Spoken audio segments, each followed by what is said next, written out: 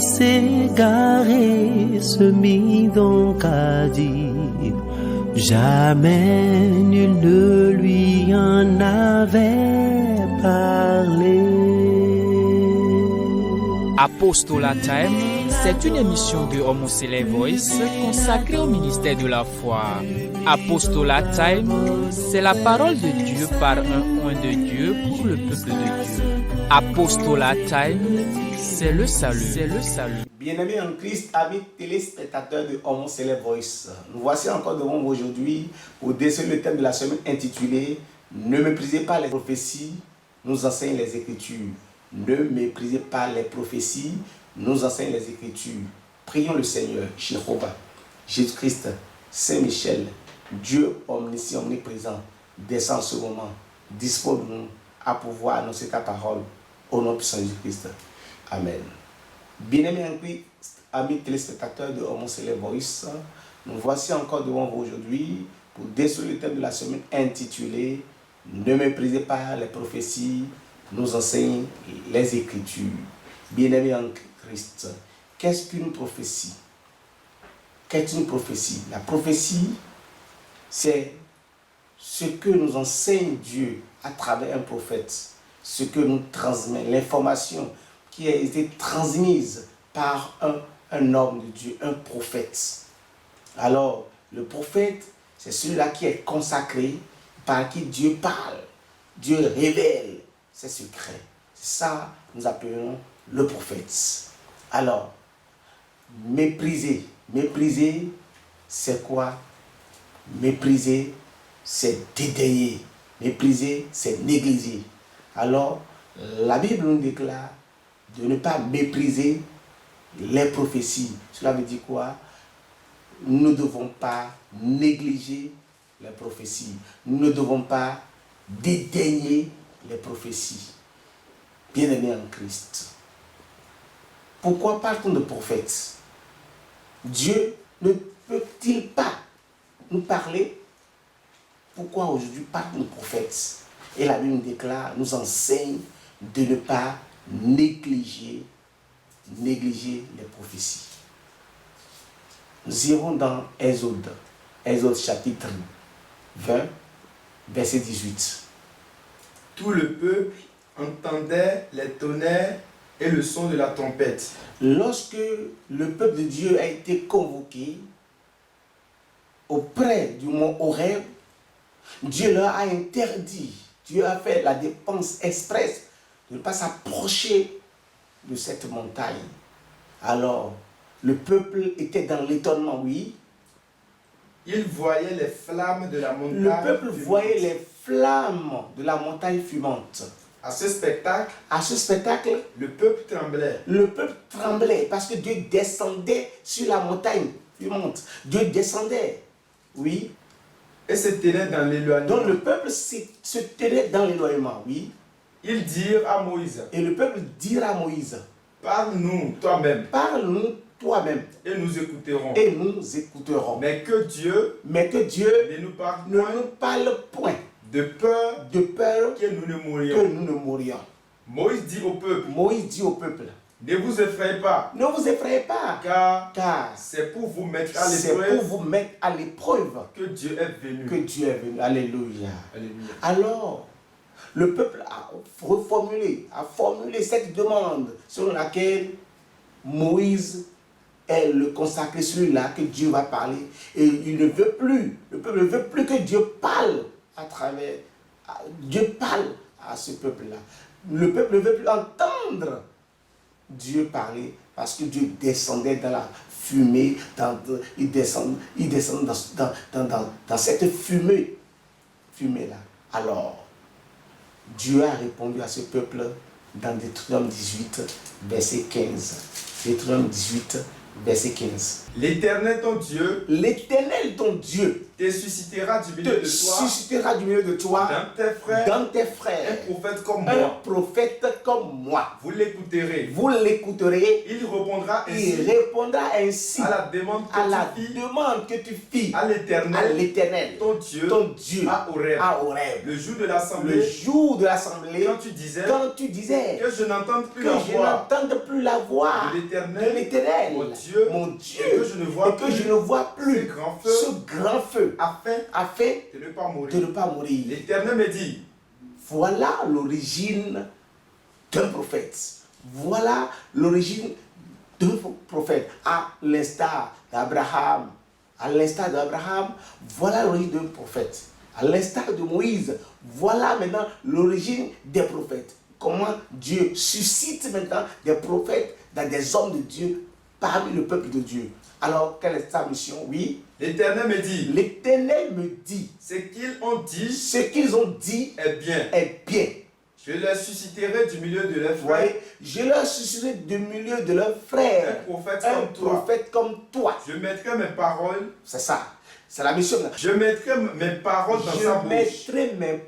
dans sa bouche. Et il leur dira tout ce que je lui commanderai. Alléluia. C'est pourquoi le thème dit de ne pas négliger la prophétie, parce que ça vient de Dieu. Il dit, je leur dirai tout ce que je mettrai mes paroles dans sa bouche.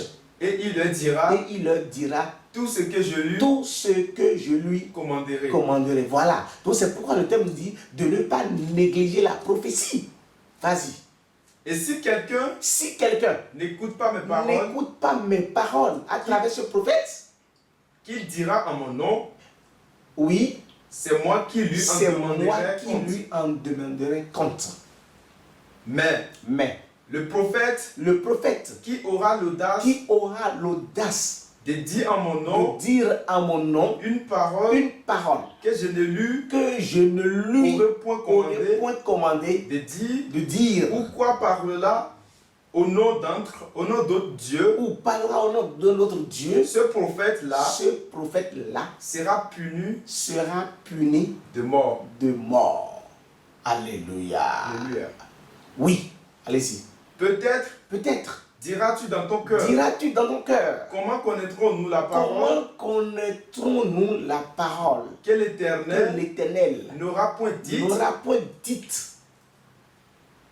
Oui. Quand ce que dira le prophète, ce prophète n'aura pas lieu et n'arrivera pas, ce sera une parole que l'Éternel n'aura point dite.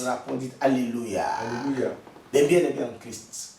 Donc Dieu a choisi des hommes parmi le peuple pour transmettre son message. Il transmet son message, il donne une information. Et cette information est révélée. C'est pourquoi la Bible nous dit dans Deutéronome 29, verset 29, que les choses révélées sont aux hommes et les choses cachées sont à Dieu. Ce qui ne peut pas être dévoilé, ça c'est le secret de Dieu. Mais ce qui peut être dévoilé, Dieu les dévoile à travers qui? À travers les prophètes. Oui. Deutéronome 29, verset 29. Les choses cachées sont à l'Éternel. Notre Dieu. Les choses révélées sont à nous. Et nos enfants. À perpétuité. Alléluia. Dieu choisit des prophètes, il choisit des hommes qu'il consacre à lui et il les utilise pour transmettre son message. C'est pourquoi Amos 3, verset 7 nous dira quelque chose. Amos 3, verset 7. Oui. Car le Seigneur, l'Éternel, ne fait rien sans avoir révélé son secret à ses serviteurs, les prophètes. C'est pourquoi le thème nous dit de ne pas négliger la prophétie, de ne pas négliger les prophéties, parce que c'est la parole de Dieu, c'est Dieu même qui parle. C'est Dieu même qui parle à travers quelqu'un qu'il aura désigné. Donc Dieu ne parle pas à tout le monde. Il parle à ses prophètes. Il a parlé à Moïse.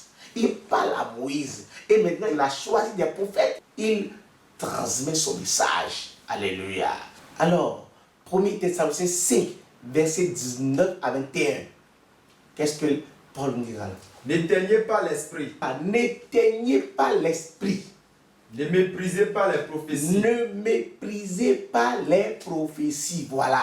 Nous ne devons pas mépriser les prophéties parce que les prophéties viennent de Dieu. C'est Dieu qui consacre un homme et il parle à travers eux. Il parle à travers ces hommes-là. La Bible a été claire. Il dit si cette prophétie n'arrive pas à terme, si cette prophétie ne s'accomplit pas, vous allez comprendre en ce moment que cela ne vient pas. Cela ne vient pas de Dieu. Oui, mais pourtant, la Bible dit de ne pas mépriser les prophéties. Oui. Mais examinez toutes choses. Examinez toutes choses. Retenez ce qui est bon. Et retenez ce qui est bon. Nous devons examiner les prophéties. C'est très important. Examiner toutes choses. Nous devons être en esprit. Nous devons être en esprit. Pourquoi? Pour sonder. Très important. 1 Jean 4, verset 1er. Bien-aimés, n'ajoutez pas foi à tout esprit. Voilà, le thème dit de ne pas mépriser les prophéties. Et la Bible nous déclare aussi, les 7 Écritures nous disent de ne pas mépriser les prophéties. Mais dans le même temps, la Bible déclare n'ajoutez pas foi à tout esprit. Donc, il ne faut pas prendre à bras le corps toute prophétie. Non, mais qu'est-ce qu'il faut faire? Mais éprouver les esprits. Pour savoir. Parce qu'il y a des faux prophètes qui vont parler, même vont oser parler au nom de Dieu, comme le texte nous a dit, comme Deutéronome l'a dit. Mais, oui. Mais éprouver les esprits. Éprouver les esprits. Pour savoir s'ils sont de Dieu. S'ils sont réellement de Dieu. C'est de ça qu'il s'agit. S'ils sont de Dieu, ça va s'accomplir. La Bible déclare, ça va s'accomplir. Ça va s'accomplir certainement. Habakkuk 2, verset 3. Ça va s'accomplir certainement. Alors, s'il ne vient pas de Dieu, nous allons attendre même des milliers d'années. Je dis, ça ne va jamais s'accomplir. Parce que cette prophétie ne vient pas de Dieu. Habakkuk 2, verset 3. Car c'est une prophétie. C'est une prophétie. Dont le temps. Donc si ça vient de Dieu, c'est une prophétie dont le temps est fixé. Elle marche vers son thème. Elle ne mentira pas. Et elle ne mentira pas si cela vient de Dieu. C'est pourquoi nous devons rester en esprit pour sonder les Écritures. Nous devons rester en esprit pour voir si cette prophétie vient effectivement de Dieu. Oui. Car elle s'accomplira. Elle s'accomplira certainement. Alléluia. Elle s'accomplira certainement. Mais bien aimés en Christ, nous devons faire tout, nous rester en esprit pour savoir si cette prophétie vient de Dieu. C'est important. C'est pourquoi Jésus nous dira dans Matthieu 7, verset 15, il dit, gardez-vous des faux prophètes. Méfiez-vous des faux prophètes. Parce qu'ils viendront et ils parleront même en mon nom. Et méfiez-vous d'eux, oui. Matthieu 7, verset 15. Gardez-vous des faux prophètes. Gardez-vous des faux prophètes. Ils viennent à vous. En vêtements de brebis. Mais au-dedans. Ils se comporteront comme des hommes de Dieu. Mais au-dedans. Ce sont des lourds ravisseurs. Vous les reconnaîtrez. À leurs fruits. Cueille-t-on des raisins sur des épis? Merci. Donc, bien-aimés en Christ, alors pour bien cerner ce thème, qu'est-ce que nous devons faire? Nous devons rester en esprit. Nous devons prier sans cesse. Nous devons appeler le secours de Dieu. Nous devons prier pour demander si cette prophétie vient de Dieu. Et si cela vient de Dieu, nous devons savoir que ça va s'accomplir. Bien-aimés en Christ, vous devez savoir, déjà, lorsque, à la sortie des enfants, lorsque nous faisons la cérémonie de sortie d'enfants, il y a des prophéties qui viennent. Nous devons enregistrer ces prophéties-là. Nous ne devons pas négliger. Il y a des enfants qui, déjà à leur naissance, on leur donne le don de chanter, par exemple, le don de prédication, par exemple, le don de vision, par exemple. Mais celui-là, à qui Dieu déjà a donné le nom de prophétie, tel qu'il a donné à Jérémie, dans Jérémie 1, verset 9. Et celui-là, si l'on ne garde pas la prophétie et qu'on ne lui dise pas, c'est ce que Dieu a dit pour toi, c'est le don que Dieu t'a donné. Et celui-là, par exemple, lorsqu'il devient grand, il commence maintenant par vouloir faire la prédication. Il commence par vouloir prêcher. Il commence par vouloir chanter. Alors que ce don, le don que Dieu lui a donné, c'est le don de vision, le don de prophétie. Jérémie 1, verset 9. Puis l'Éternel étendit sa main. Puis l'Éternel étendit sa main. Et toucha ma bouche. Toucha ma bouche. Et l'Éternel me dit. L'Éternel me dit. Voici. Voici. Je mets mes paroles dans ta bouche. Je mets mes paroles dans ta bouche. Regarde. Regarde. Je t'établis aujourd'hui. Je t'établis aujourd'hui. Sur les nations. Sur les nations. Et sur les royaumes. Sur les royaumes. Alléluia. C'est de ça qu'il s'agit. Il a choisi pour l'établir sur les nations. Mais s'il ne savait pas, si cette prophétie n'a pas été gardée, peut-être pour l'enfant déjà, lorsque l'enfant est né au 8e jour, et on amène à la cérémonie de son enfant, il y a beaucoup de prophéties là en ce moment. Bien-aimés en Christ, alors à terme de ce développement, nous pouvons conclure que nous ne devons pas mépriser les prophéties selon les Saintes Écritures, bien sûr, mais dans le même temps, nous devons éprouver les esprits pour savoir s'ils viennent réellement de Dieu. Que Dieu nous bénisse, que Dieu nous élève davantage, que Dieu nous fortifie davantage et que les prophéties qu'il a faites dans notre vie puissent arriver à bon terme. Au nom puissant de Jésus-Christ, Jéhovah, Jésus-Christ, Saint-Michel, Dieu Tout-Puissant, daigne-nous, Seigneur, apprends-nous à éprouver les esprits, à pouvoir distinguer les faux prophètes des vrais prophètes venant de toi. Au nom puissant de Jésus-Christ. Amen, amen, amen, au Seigneur Jésus-Christ. Alléluia. Le fils égaré se mit donc à dire, jamais nul ne lui en avait parlé. Apostolat Time, c'est une émission de Homoselect Voice consacrée au ministère de la foi. Apostolat Time, c'est la parole de Dieu par un oint de Dieu pour le peuple de Dieu. Apostolat Time, c'est le salut.